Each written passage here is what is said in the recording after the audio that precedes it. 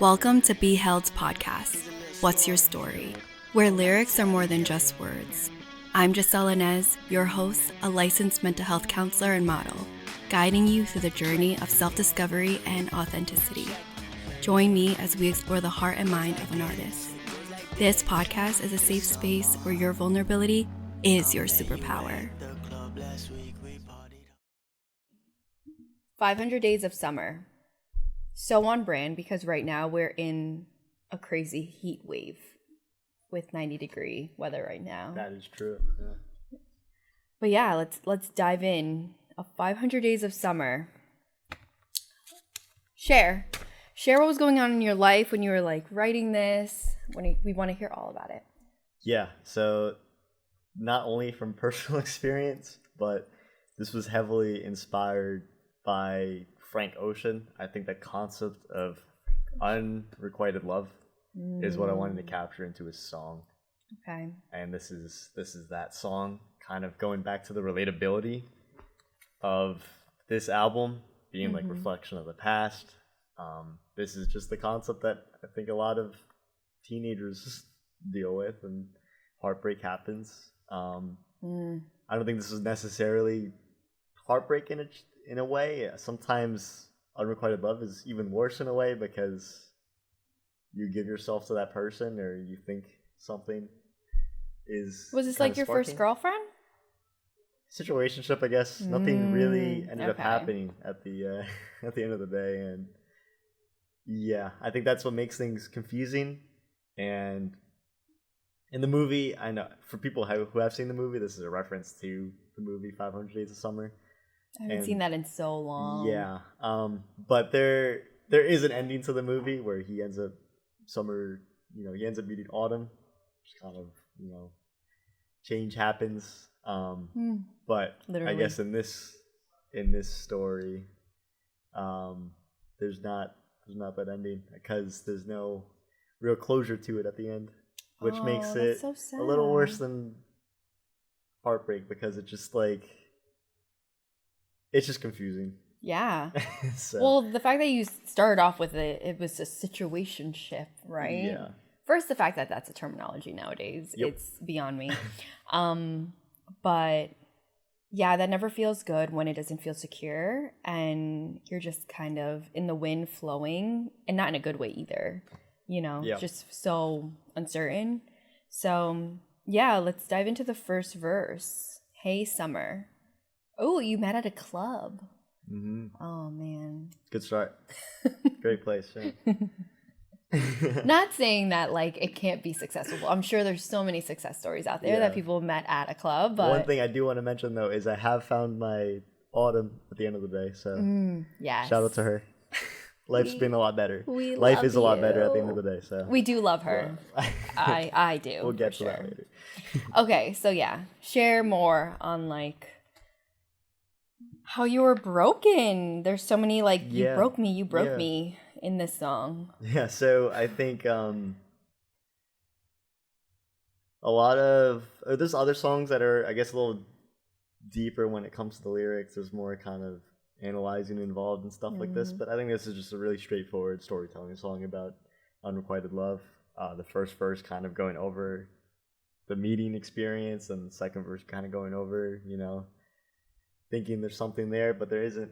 For people who haven't seen the movie, the whole concept of the movie is there's a character named Tom, and he fixates basically over this girl's summer. Yeah. Thinking essentially like they're dating. Like she likes him, or she likes him back. Right. The same way he likes her. The same way. Yeah. Exactly. But I would like to argue also that I think at the end of the movie, I think both characters are at fault.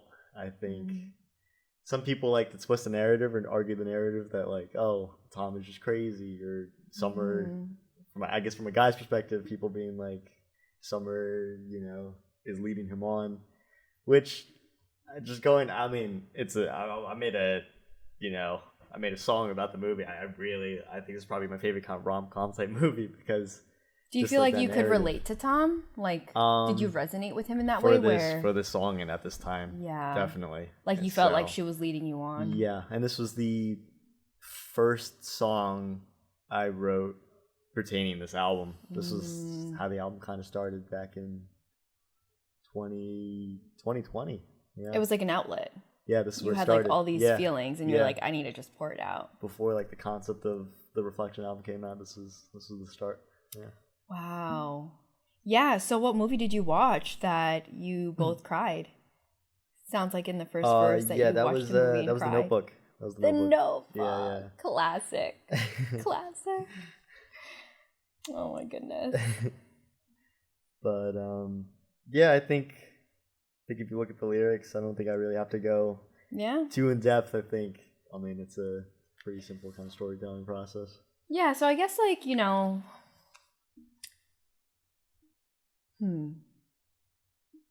I feel like this is so relatable with just people meeting, and then you kind of just, I don't know what it is, you know what I mean? Is it just you get caught up in the fantasy that like, oh, I met this person, it was so exciting, and I could see a life with them, a future with them. Yeah. Right. And I think just taking from perspective of Tom, I think he was just especially at the time, a very like relatable character, because I think I've always been kind of just like a lover boy at heart. Yeah. I think, and that comes from the media you consume. I think just Right. growing up, I do like my chick flicks, I do like my rom-coms. I love it. I like who. And yeah, I think just growing up, you watch all these. The Office, that was a huge one. Like that Jim and Pam relationship, I think that was always something in the back of my mind, like I had wanted. But out of all the experiences I had, I think this experience, like within college, was the first time where I was like, oh, I like this girl, you know? Yeah, you fell hard. Yeah, fell hard. How did it end? Let's see if the song talks about that.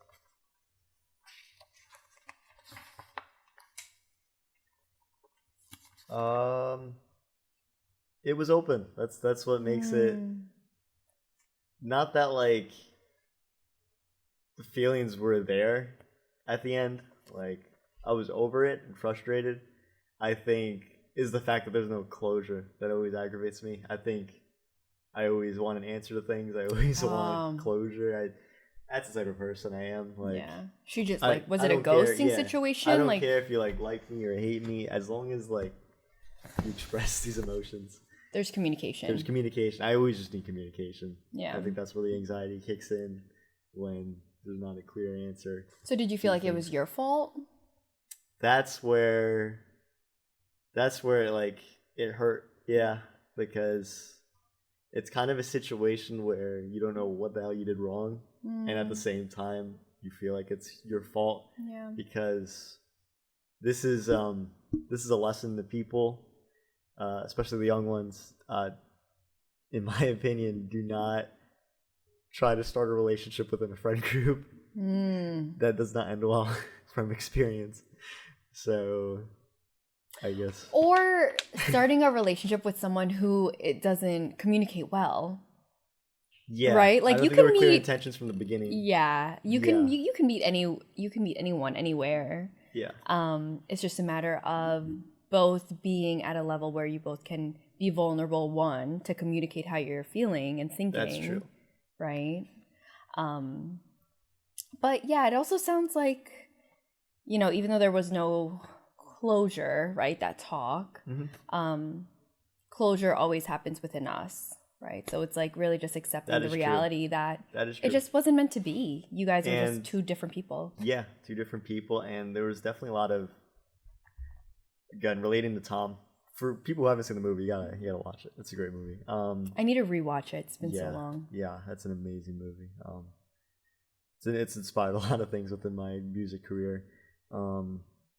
But going back to Tom, I think I was just like Tom was just delusional at the end of the day, just like trying to force something that wasn't there to begin with. Yes. And that was a huge lesson, and essentially why I wanted to include it in the Reflection album, because reflecting back on it, this was a lot of songs which are like chapters, right, within your life.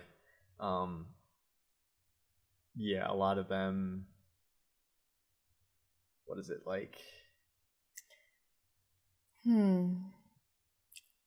I think or lessons. Yeah, I guess like lessons at the end of the day. Yeah, like I wanted to reflect on. Exactly, because what I'm hearing is like it's not so much about, it's been a pattern, right? It's not so much about the people, it's you. Yep. And like what you learn from that person being in Yes. your life at that chapter of that time. Yep. And that's what I'm kind of trying to go about at the end of the day. Yeah. I mean, it's not just a story, just, I'm not sharing a personal story, but I always try to reflect it back to the listener. Yeah. But then I think it's also okay to be sharing your story and your vulnerability of like what you learned. And totally. Love is always such a topic, right? Yeah. We don't talk about it enough, especially how we really feel and what we're really thinking, especially when we're in pain. And someone who's very like type A with structure and planning things. Yeah, needing that control, that certainty.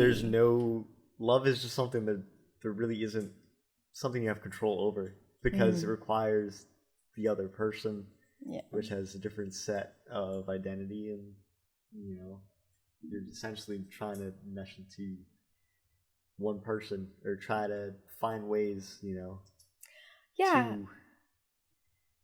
make it work. Yeah. And I think, the fact that you said it started off as a situationship, it shows that like it started off from like a kind of like a fantasy, right?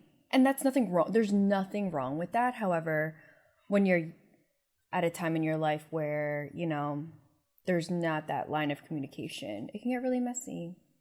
And so, like you said in the beginning, just being very intentional when you meet someone first off the bat, like, are you looking for a relationship? Is this casual to you? Totally. All of that. Totally. Being vulnerable and like brave enough to have that conversation is so important. Learning from relationship, like the two key things within a relationship are without a doubt like communication, and you have to be vulnerable with that person. It's that like, kind of like the concept of like, when you find the one. Yeah.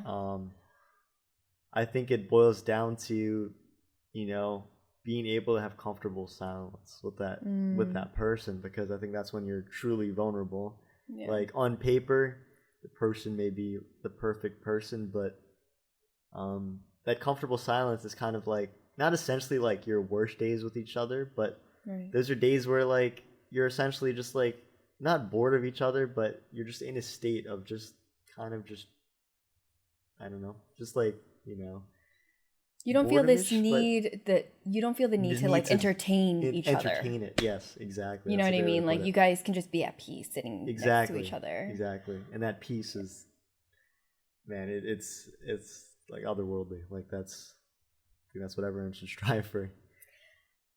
I think, if we just take a step back, yes, when we're in a relationship with someone, it's like being vulnerable and communicating with them. But I think the first step is always being honest with ourselves, right? Of like, holy moly, I really like this person. I'm in love with this person. And I'm feeling all these feelings, and I feel scared. And then like you can feel all these insecurities that come up. And then, it can always just be downhill from there. But I think it's always being honest with yourself, and then being able to sit down and then be honest with them. Totally. Right? Like it's like that. Sometimes we have that block within ourselves of like, I can't even like face the fact that I'm feeling this way. How do I even say it to the other person? And a lot of these things that happen throughout the relationship is like, it takes time. Like the concept you've explained, like it's not something you can, for people that want to, you can't speed up relationships. Yes. It's like it boils back to that control. It's like the anxiety. A relationship is just something that's just out of your control. Love is something out of your control. Yeah. I mean, simply put, there's no way to predict it. There's no way to plan it. There's no way. Yeah, you can't force it at the end of the day. Right. It takes time to grow with that person. I think it's so much like growing that trust within yourself. Because like when we're at a time in our life, I don't really know if it's so much with age, maybe like attachment style, right? Like anxious attachment of like needing that control, needing that certainty. What would you say your attachment style is? Ooh. Do you have one? When I was younger, definitely like an anxious Oh, attachment for sure. style of like when I would be dating someone in the beginning, I would like want to know answers right away. Like, am I going to get hurt? Is this worth my time? Like, are we on the same page? And I need to know if like you're serious about me. Yep. You know, and like if that is happening very early on and there's no line of communication, it's coming from a very anxious place, right? Of fear. Like, I don't have anything secure right now and I need to know answers.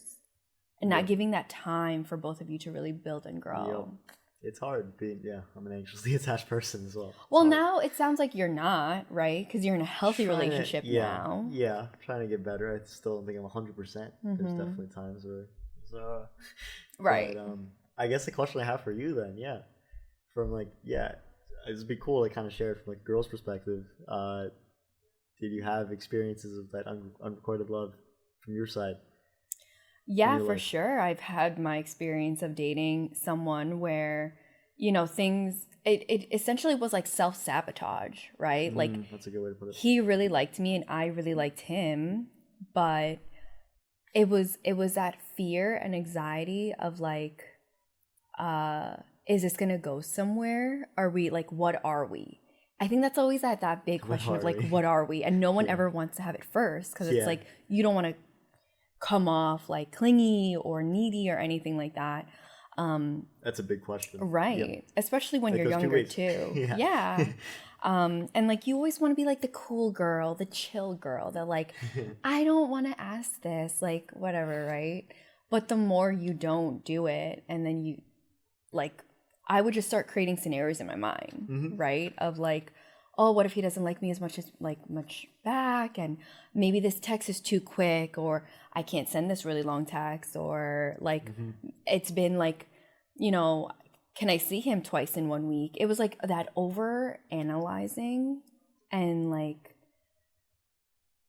being too calculated. And that's how you know you're an anxious attachment just style. To shed some light with that, I think that's just so funny thinking back on like the Snapchat days when I was on Snapchat back in the day, and you like had a crush on a girl, but like you wanted to be cool, so you didn't like respond back too fast, so you'd be like, all right, I gotta respond like 15 to 20 minutes later. I can't respond right now. I gotta wait to open this, and you're just like dying to open it.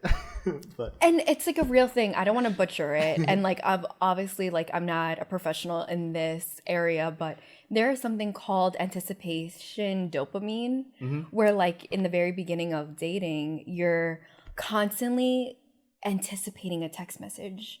So it's kind of like gambling, right? And like once you get that text, your brain is like, right? Like, yes, I feel good. And you're constantly seeking that. But I think it's so nice to know that personally for me, like I've experienced that, but I've now experienced a really healthy relationship where I'm also in a better place, and that led me to attract someone also in a better, healthier place. But that said, I want to say this for the listeners. I think I'm a firm believer that like a healthy or like a relationship comes when you're ready. Oh yeah. When you're ready. When you've done the work. When you've done the work yourself, Yep. There's no, like I said, there's no way to force that. Right. Well, forcing it the world just, I guess, kind of rewards you in a way, but the world tells you when you're ready. Yeah, or like you make that decision of like, hey, I don't want to be this like, I don't want fear and anxiety to lead me in relationships anymore. And like you look at yourself and you're like, okay, this is the end. Like I have to make real changes. And feeling secure within yourself of like, when I meet someone, I know that I'm worthy and I am good enough. And like, I don't have to be over calculated. And if they think I text too fast, then like, goodbye, like, we're not a good match. And I think it's that mindset shift of like really believing like you are the prize, right? Man or woman, like you are the prize, and just allowing yourself to be you, right? Exactly. That's the only way you're gonna weed the situationships out. Totally. And going back to like identity crisis, or like this relates to the relationship, but it's kind of like a relationship concept, but it's kind of just a general concept. It's just, yeah, it's like life is just so much better when you don't have to play a character you think you have to play. Like, it's just so much more relieving. The anxiety disappears because there's no pressure. Right. Yeah. There's no pressure to like, this pressure of needing to be like perfect. Yeah. Right. And that's whatever. A really tough concept. Yeah. Like and whatever perfect is. Yeah. Right. Even in your friendships, relationships, romantic, like family, it's like, what is even that, you know?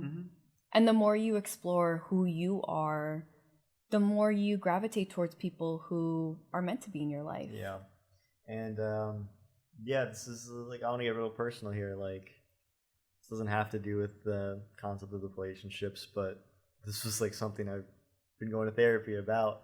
Is just the concept of like, I put the glasses on because this represents Beheld, like this character, this brand I'm trying to create, right? Right. But I have to remind myself, it's always been a hard thing I've dealt with growing up, is just this pressure I put on myself. Like, I have to remind myself that I don't have to be Beheld all the time, like this confident type individual. Yeah. Like, I have to remind myself that I could be Brandon. Like, right. Yeah. But like when I hear that though, it's more so there's so many parts of ourselves that make us whole, right? And so when you tap into Beheld, that's a part of you that's like super confident, on top of it, like, you know what I mean? And we don't always have to be tapped in 24/7. We don't have to always be on, you know? Yeah. And I think that's what I'm hearing from you. And like, I think that just goes to show, like, when you're writing a song or when you're performing, like, there are going to be days where you're at a 50%. And like, if you give 50%, that is essentially 100%. Yeah. That day, right? And I want to go to Kendrick Lamar for this. Mr. Morale and the Big Steppers. There's two songs I want to just emphasize. The first one being Crown. And in that album, he essentially, I mean, he does recognize he is the GOAT, in my opinion. He's just done so much within the rap game and the community and just everything, just about it. His character is just amazing. But a line that really resonated with me was like him recognizing that he has the crown, right? But you can't please everybody. Oof. That like really, really hit. I think I'm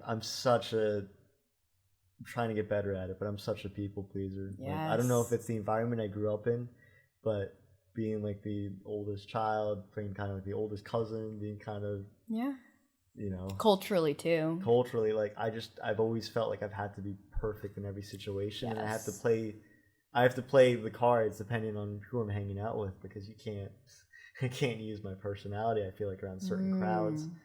So I'd always, you can't tap into those parts of yourselves or expose those parts of yourselves around certain people. Totally. There's always like a mask you gotta put up. There's always like a different character you gotta play, and it's always been a concept I've struggled.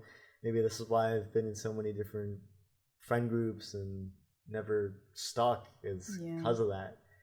It's bled into a lot of things, right? But another song I want to emphasize was, this song made me really it made me cry. I bawled my eyes out with this song. It was Mirror. And after his, it's like an hour and a half album. It's such a long album, just about. There's so much reflection in the album. There's so much self-awareness in the album. He's talking about so many heavy concepts. And this last song, Mirror, is kind of where I came up with the concept of reflection. That he says, I choose me, I'm sorry. And that just saying, man, at the end of the day, like, you know, it's, you have to be there for yourself at the end of the day. At the end of the day, it's, it's like, you're gonna disappoint people, and you're gonna be the bad guy in people's stories. Someone's story. Yeah. No matter how hard you try to Yep. be the good guy. I realize that. Yep. Right. And even if you're the good guy, they could still see you as the bad guy. Yeah. Right. So, and But it's hard. Like that. I choose me. I'm sorry. Just really resonated with me because a lot of times you try to please people. I mean, everyone wants to be cool. Everyone wants friends, but sometimes you just have to realize you gotta be there for yourself. Yeah. That always comes first. And if you do that, like you said, you're rewarded in life. There's a lot of good things that come out of that once you kind of fight those demons. You're just so on the money that like I choose me, I'm sorry. Like that does hit home for even myself, right? In this moment. Like it's the people that you love, and it can sometimes lead to breakups, right? And like if you're in a bad situationship, you're like, I choose me, I'm sorry. Yep. Like no matter how much you like that person, it boils down to what is your gut saying. Yeah, it's never proven me wrong. I don't know about you, same, amen, man. Like that goes kind of that concept of control. Like it's just the world is interesting. But I think like with people who struggle with an anxious attachment style, especially in dating, it's like that question of, is this my anxiety or is this my intuition? Right? You can't defer between the two. It's really hard. Yeah. I think it's just like a lot of practice of reflection. Yeah. Right? Of like, what do I want? Who am I with this person? How am I feeling? Like that self-reflection is just so important. Totally. And so let's, circle back to one of our favorite questions of how we end every episode of if younger Brandon was sitting across from me right now, while he was going through the situationship. Yeah. What would you tell him now after all this reflection and growth? I think for both men and women, kind of the concept of a heartbreak or unrequited love. I think this is one of like the biggest lessons everyone has to experience in life. As much as it sucks, I think it's that concept of growing and just being a stronger person. Right. It's just it really sucks in the moment, but coming from someone in the moment who thought like, wow, like I'm done with life, like this is like I'm so frustrated, like I don't want to ever.